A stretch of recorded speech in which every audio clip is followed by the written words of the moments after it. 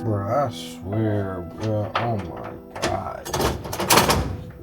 Nothing ever line up. What do you do, YouTube? It's your boy Tavion's Garage, and we are back with another video. Like I said in my previous video, if you guys had watched that, gonna get into tearing this truck down and getting it prepped and ready for the main swap. So today's goal is really maybe try to get the hole cut out for the shifter and possibly get the third brake pedal mounted up there. With that being said, probably just gonna have to start with taking the seat out, rip all the carpet out, because I got new carpet already. I've never done this before, so if I did anything wrong, let me know in the comments. But let's just get straight into it, you feel me?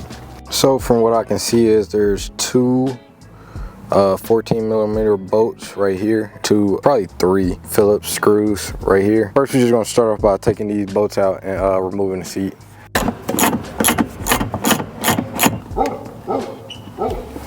I ain't even gonna hold y'all. Y'all probably can't even see what I'm doing. But these two bolts right here for these seats, they're pretty hard. Like they're not easy getting out. Also, I wonder how much of this trim I'm gonna have to take out. And then I think I borderline stripped this bolt out because I didn't clean it off. Boy, this carpet dirty. Stupid dirty. But now we gotta repeat the same process on the other side. And then we got all those stupid bolts out. Don't be a dummy like me and use am I going to take these freaking seatbelts out? Who uses seatbelts anyway? I don't even know I had these. Is there four? It's three. There is four. Woo. Clean them up. They're gonna look good on the truck, ain't it? Inline. Found the sockets that I've been missing.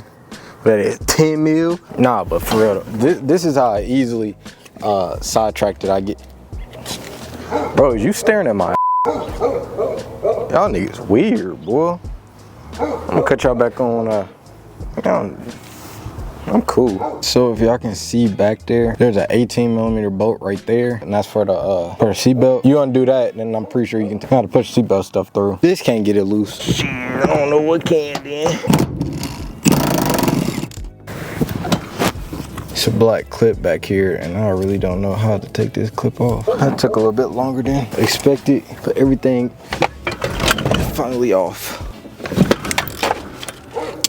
Oh man, I don't think I got a tool for this seatbelt. I actually don't know where I'm put the seat at.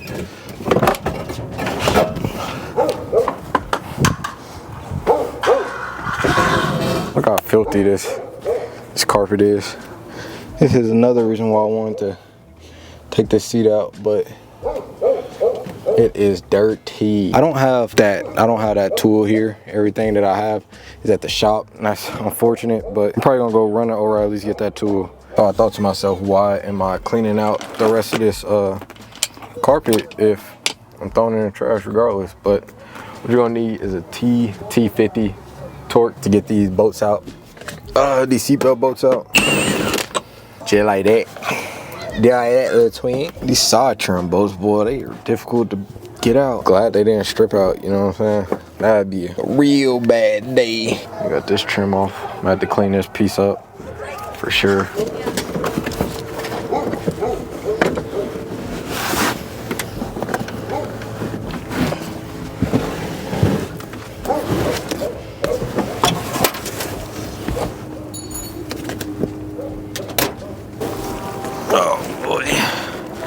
I ain't never seen this before.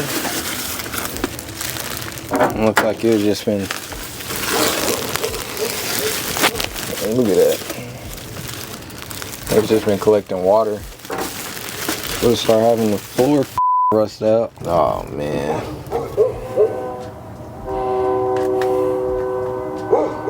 This is the only terrible thing about working on cars at the crib, you feel me? Getting on the ground and doing all this extra stuff. Well, I ain't been doing it for that long, but doing this stuff will make you, it don't even matter, bro. What am I doing? Eventually, a couple weeks later, we did end up getting this motor pulled. Well, I don't know why I say we. I did end up getting this motor pulled, as you can see right here. We got the MV3500 just sitting over here. Have to continue to put on the rest of the parts that I have. In the spare time, I ended up putting down some Dynomat and cleaning up a rust spot I had on the passenger side. When it comes to cutting the hole out, I found that it would have been easiest to just make a draw out or trace around the stock boot and just cut from there instead of just guessing.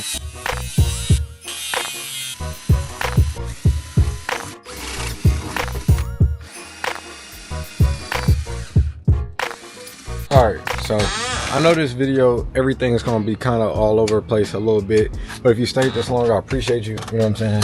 But this video has been recorded probably over a 3-month span. A lot of things have happened, but let me just give y'all another overview of what's going on. We got the pedal all mounted up, you know, it's pretty straightforward. I don't know if I really explained how to take this off.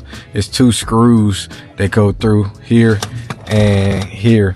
They're where the other side at? It's like down here. Yeah, right there. You can see them right here and right there. 2 screws. Take this off.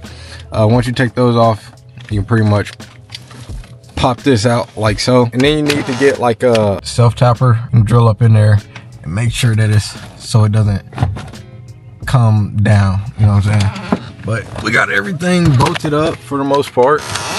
Probably gonna end up cutting this to make it match like the main brake pedal. I ain't gonna lie, this main swap has been easier than what I thought. Sorry I'm talking so fast, my camera about to die.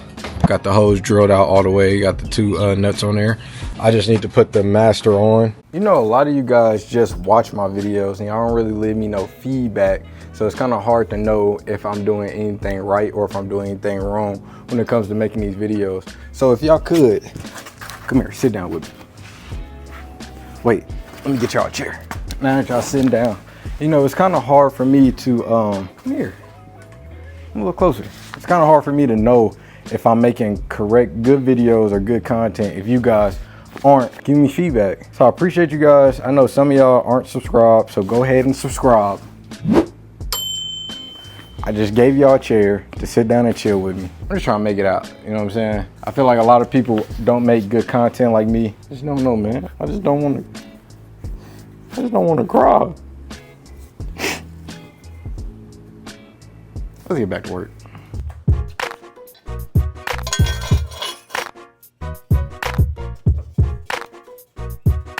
What I'm hoping is that I could possibly jack this trans up underneath in the middle and maybe be able to muscle it and slide it to where I need it to go. You know what I'm saying? Let me show you how far off it really is.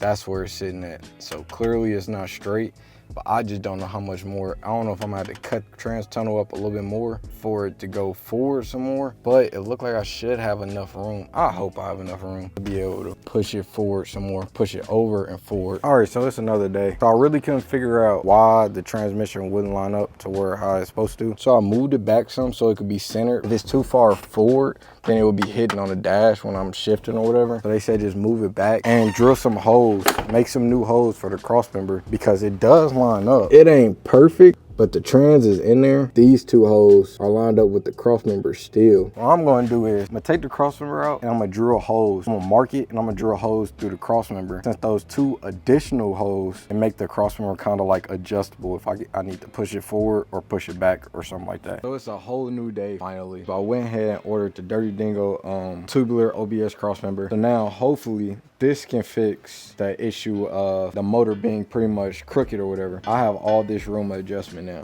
So I'm bolt this down to the frame. This is the game plan. And bolt this side down to the frame and then just get under the car and put the bolts through. Let's go ahead and get that knocked out.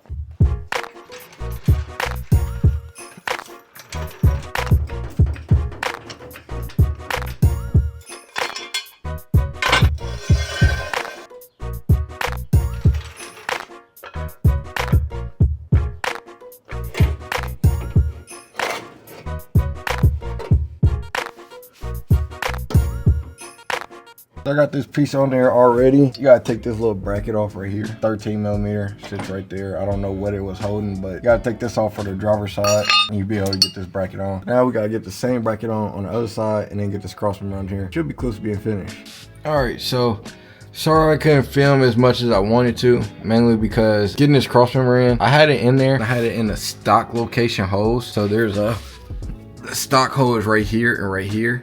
But there's an extra hole back here. I had to pretty much move the bolts back, and now I'm really able to adjust the crossmember however much I want to. Everything lays down perfectly fine. At first, when it's in the first two holes, you really can't move it as much as you want. Now, I don't know if Dirty Dingo wanted this to work like that or what, but I found that this is the easiest way. All right, I'm not even gonna hold y'all. Speed engineer, I gotta holler at y'all boys. This passenger side was probably the hardest side. It's been probably about an hour before I just said, forget it.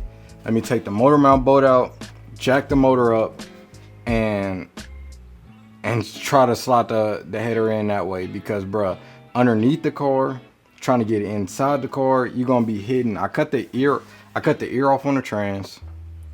I was mainly hitting like right here and down there where the control arm is, the little control tower at the bottom.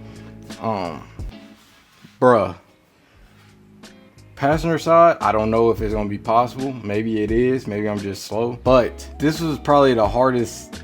I ain't gonna say it was that hard, but like, bruh, if you don't have if you're just thinking like this is gonna be like a sweet little upgrade, or you're just gonna knock it out, you know what I'm saying? Like, say you got shorties on your truck and you trying to put long tubes on it, and you think it's just gonna be sweet like that. I don't think it is, but then again, I'm not a professional, so maybe if you got a lift, I don't know. I honestly don't think it's possible. Either you got to move the motor forward or backwards, but like the only way I had leverage, and even then it was still hard, is when I had the motor twisted. You know what I'm saying? I had the motor dang near sideways a little bit, and then it would slide straight up in there. So driver side, easy. I can show y'all right now. Driver side, the easiest side.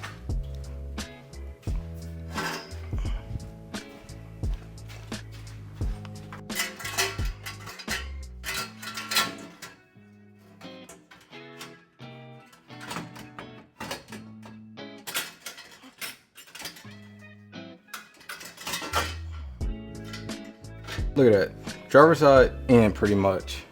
Easy. Passenger side, you might be struggling. You know what I'm saying? You might struggle with it.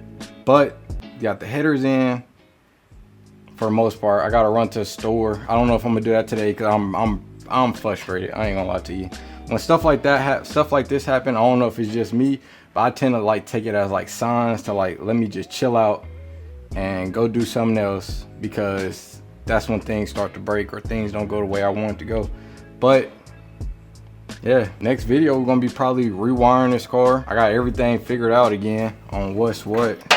Probably gonna try to route these wires a different way or something like that. But I know the next big step that I have to really worry about is the clutch master cylinder. I don't know if I'm gonna use the Wilwood or if I'm gonna use the stock one, like I said in the previous video.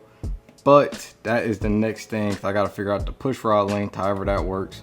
So if there's anybody out there that got an NV3500, you know what I'm saying, and will spread some knowledge to me, please help me out on which route I should go. I have a Wilwood master cylinder, but you gotta kind of like customize the push rod. I gotta go get the other end for it or whatever. And I got the stock one, and I don't have the stock one. Came with a rod, so let me know what I should do. I really don't know, because it's my, you know what I'm saying. But that's gonna be it for this video. Appreciate y'all. Stay tuned for the next videos. Don't forget to like, comment, subscribe. I know sometimes these videos be kind of boring, but they're somewhat informative. I'm just trying to help y'all out a little bit. But until next time, peace.